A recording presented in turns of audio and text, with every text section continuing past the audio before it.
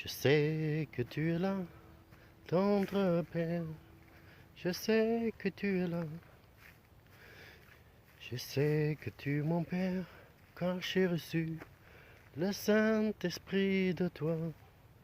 C'est par la foi que je dois vivre, et tu prends plaisir que à ça.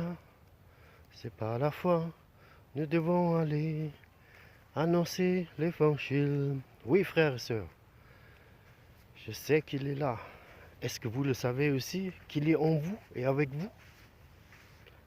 Même si vous ne sentez rien. C'est ça la foi. On ne peut pas sentir Dieu. Il y a des fois dans notre lieu secret, qui est notre cœur, ce n'est pas un lieu, la possibilité d'avoir cette présence de Dieu manifeste. Et nous devons être conscients de cette présence, car le juste, il vit par la foi. Et nous sommes sauvés en espérance. Romains 8 le dit. Si aujourd'hui, je disais dans le message avant, allez, faites toutes les nations des disciples, vous savez que c'est marqué en Matthieu 28. Aujourd'hui, nous nous appelons chrétiens, mais nous sommes des êtres spirituels.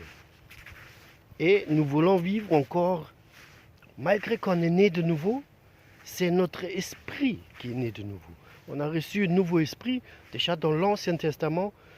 Dieu nous le révèle en Ézéchiel, il parle également à Jérémie.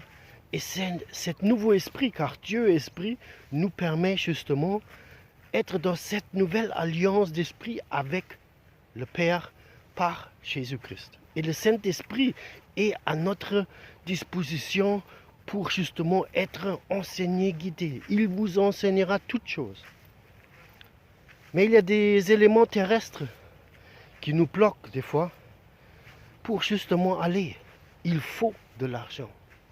Il faut, même si on n'a pas, avoir un réseau que ceux qui ont de l'argent nous permettent justement d'aller évangéliser, d'aller faire des campagnes.